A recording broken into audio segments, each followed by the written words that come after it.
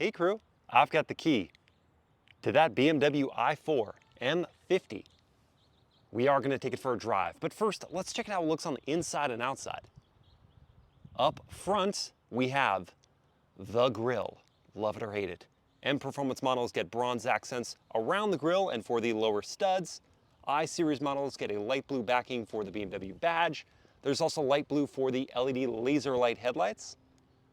Functional air channel here to cool the front wheels and brakes. This one is painted in Brooklyn Gray Metallic. It's like a putty color with metallic flake on the paint surface. The High Performance Pack upgrades the standard 19-inch wheels to these 20s, and they're wrapped in Pirelli P0 tires, 255 section in the front and 285s in the rear. I like the wheel design. I like the red painted brake calipers and the functional air curtain here, accented in black. M-style door mirrors in that bronze accent. Blacked out window trim. Stepping back to look at the profile, we've got a fastback design here. Cab rearward, long hood. Those wheels fill out the arches well. At the rear, the gentle tapering roofline into these thin LED taillights. The i4 badge, body color matching lip spoiler, big black diffuser with more bronze accents. The rear looks good. It gives me hope that without exhaust ports, EVs can still have some visual menace. In summary, profile's good, rear is good, front, not so much for me. Let's look at that interior. Opening up the flush door handles that sometimes your hand flops off, and looking inside, the Tacora Red Leatherette interior. Yes, leatherette, not real leather. It is perforated and it does feel good with gray accents. You've got aluminum trim, a Harman Kardon sound system as an option, power one-touch up-down windows. The cutout to actually get inside is not large, and tall folks will need to duck their noggins so they don't make contact with the roof. Here I'm sitting behind my own seat at 6 feet tall. My knees do clear, the foot pockets are not huge, and the floor is up high because you've got batteries underneath it, so my knees are pitched up at something of an angle. Headroom, well, if my head is not back against the headrest, then it does barely clear, but if I put my head back, I can't even get to the headrest, so that's not good. Third zone of climate here, 2 USB-C ports and a drive shaft hump. Why is that here in an EV? That's because the i4 shares its platform with the 3 Series and 4 Series, which need that.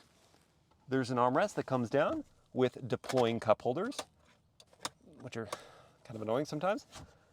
All right, so it's kind of cramped, but hey, at least you've got ambient lighting. Let's check out the front. Well, the door close is certainly loud enough, but it's not that deep thunk that you typically get from BMWs. I do like the frameless windows though.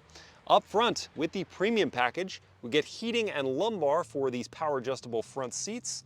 There's a large sunroof, M tread plates, aluminum plating for the pedals, power folding and power adjusting door mirrors.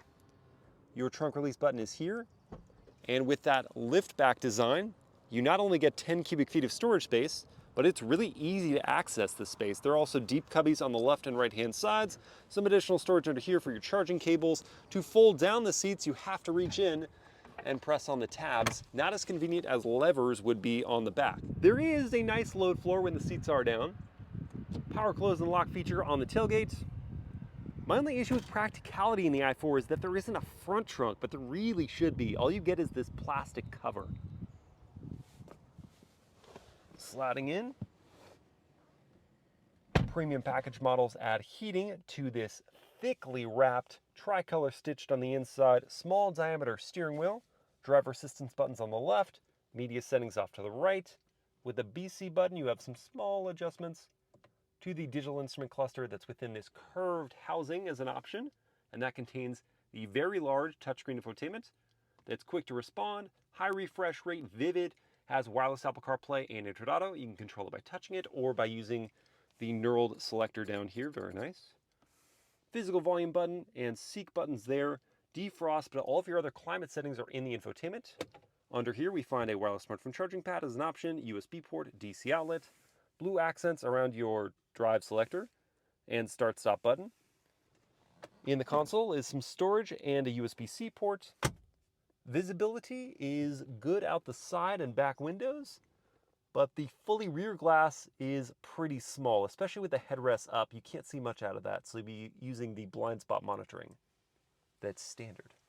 It's a very nice cabin. I just think the rear seats are awfully tight. Let's take it for a drive.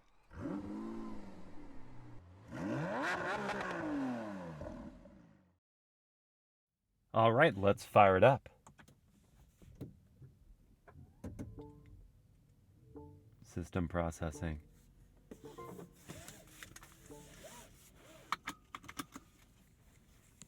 We're live, I think. That took a second. Now everything seems to be working. Okay, so that's the first time starting up this vehicle I've had that hesitation, but it's a thing, potentially. We're going to start out in comfort drive mode, so I'll hit this button here, and that brings up a beautiful visual. I don't know how it's comforting. It looks like the topography of Mars, if Mars had some flowing water on it. It did at one point in time. Anyway, and then we're going to see that we are starting with 92% charge in the battery, and that gives us a range estimate of 239 miles.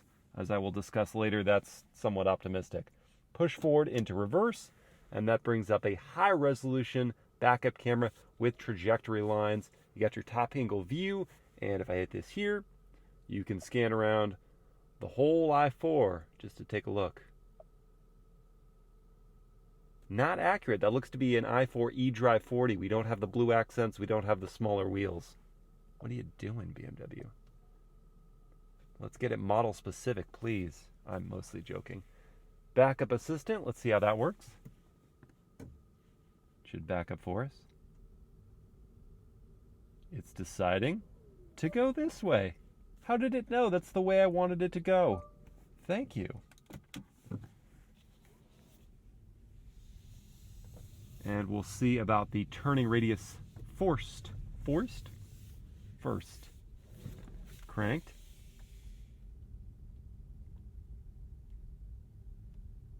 A good turning radius, not amazing for the segment, but just fine.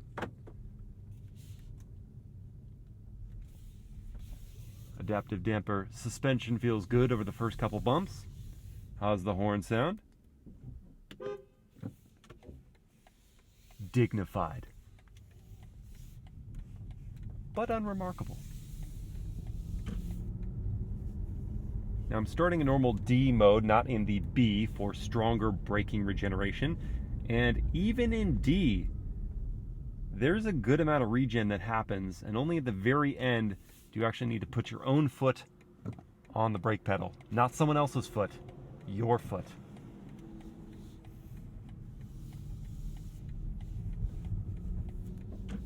Let's talk about the powertrain. So we have dual asynchronous electric motors and an 81.5 kilowatt battery pack. What's interesting about BMW's battery technology is that unlike most EV manufacturers who are using rare earth metals to conduct the DC current, BMW is using brushes. And they're doing that for two reasons. One, it's cost effective, saves money. Two, they say it avoids a potential bottleneck that is happening from mining those rare earth metals. And while the range isn't setting any records, the most efficient i4 eDrive 40 has a range of 301 miles. Good, but not the best.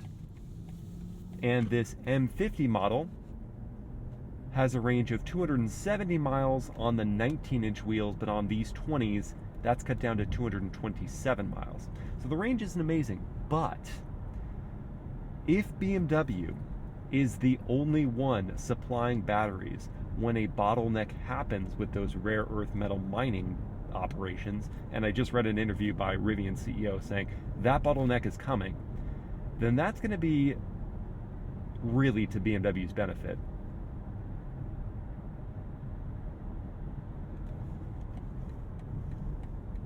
And the system seems to work just fine. We have 536 horsepower on tap and 586 pound-feet of torque. i4 M50 gets moving. And here in comfort mode, the suspension is sublimely smooth.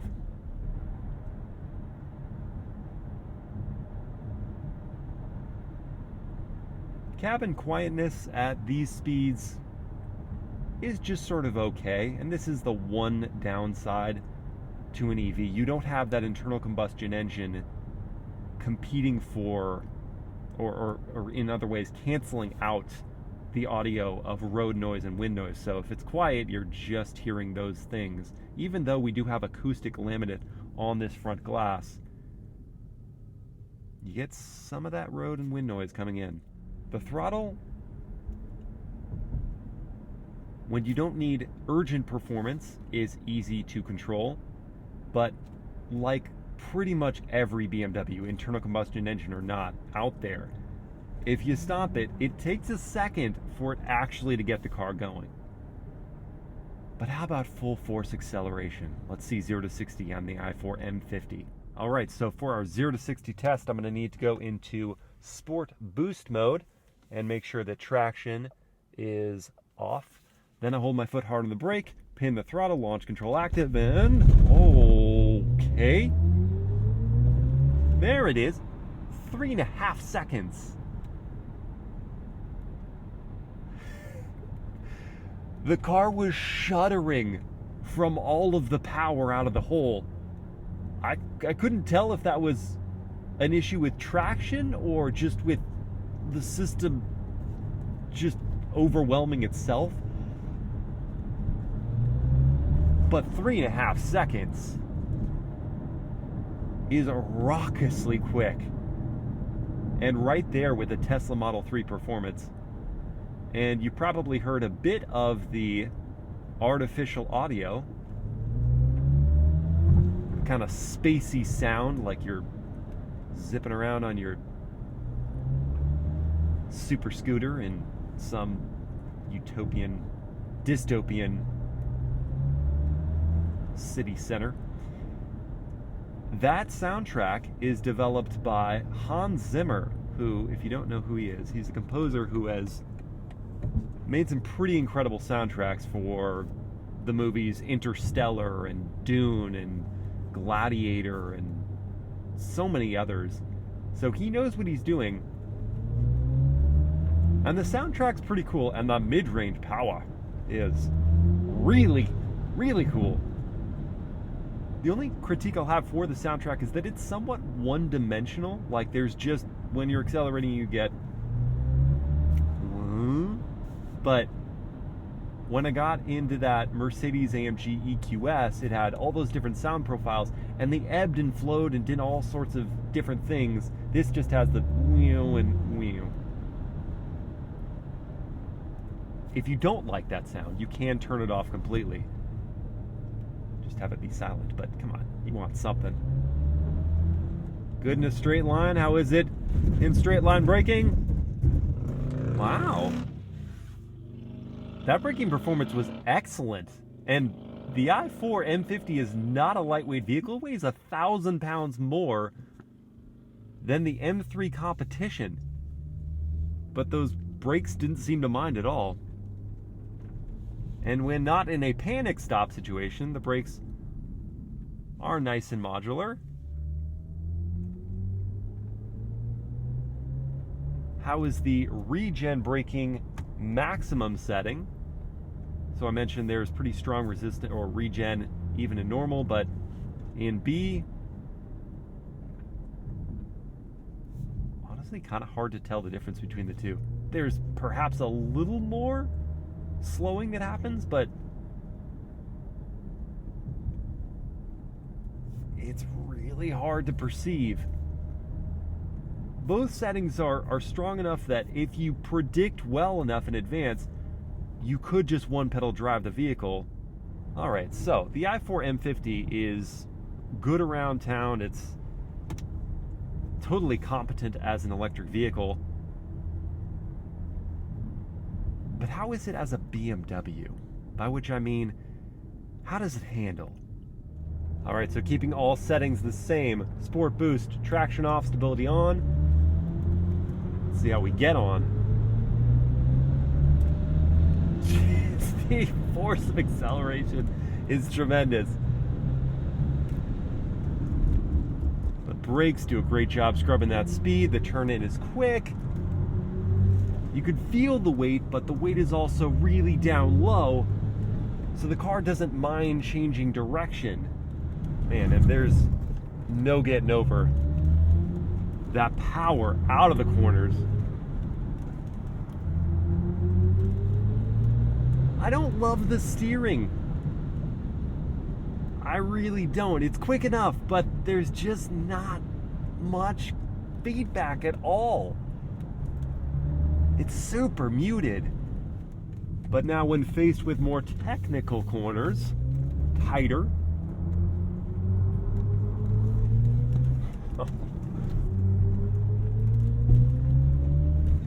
feels a little squirrely in certain parts.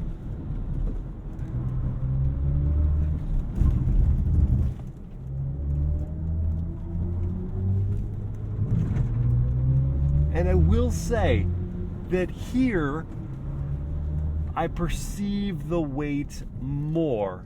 And I think that's because it takes the car an extra half second to set up for the next corner before it can dive in. I do want to see if any of that hesitation is from stability still being on, so I've turned that off now. And we'll see if that makes any difference.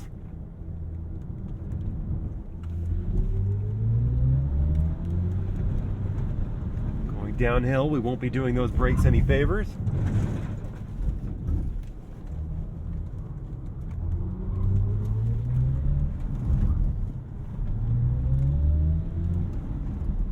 Indeed, the hesitation from the power delivery is gone.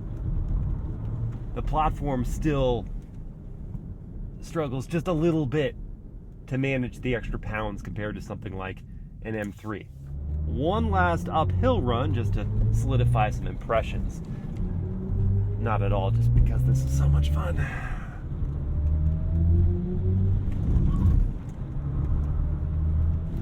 Gosh, it gets between the corners quickly.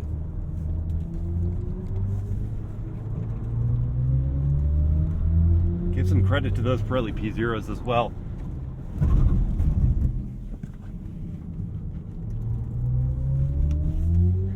You cannot get the back end to come around at all. I was full on the throttle there. It wouldn't kick. It wouldn't kick at all.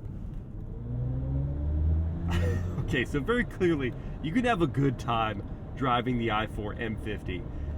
No, it's not going to have the tail-out antics or the steering feel of other BMW products. I'm thinking of the M3 or heck, even the M340i. But it's still a lot of fun, and the chassis dynamics are excellent, the suspension is solid, the brakes are great. The BMW-ness is still here, just probably distilled a little bit. But as an overall product, and incorporating thoughts about it as an EV, first off, let's check in. Let's take it out of traction off, and let's go to Eco Pro. All right, we're talking about EVs, need to go to Eco Pro.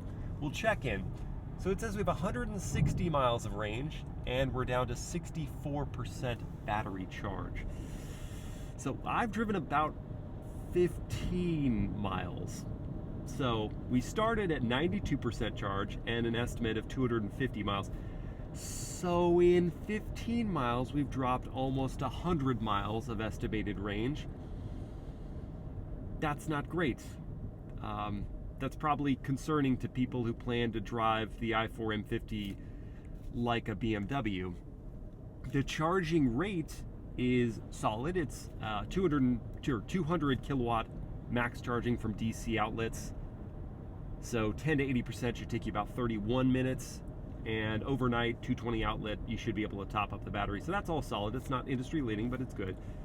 But yeah, that range, the consumption of the charge, is not excellent. Not when you think about what it competes against. So to sum up on the i4 M50, it's a solid luxury product, comfortable cabin, great tech, except for that one weird hiccup when we started the vehicle. Looks good from most angles. I still don't love the face. And it's fun to drive. Definitely when you consider this space. The i4 M50 is priced from $66,000. This one, as tested, is $76 grand. Compare that to the Tesla Model 3 Performance at $63,000 to start. That makes less power, 480 horsepower, gets to 60 in about the same 3.5 seconds. And the range is a lot better, 350 miles. The biggest thing for the Model 3, though, is the supercharger network. I've taken EVs on road trips, and unless they were Teslas, it was such a headache. So that's a huge win for the Model 3. I don't think it looks as good. It's certainly not as luxurious and not as fun to drive. The Polestar 2 dual motor is another one to consider. A lot less money to start, $51,400. I should just be activating adaptive cruise control while we're talking about this.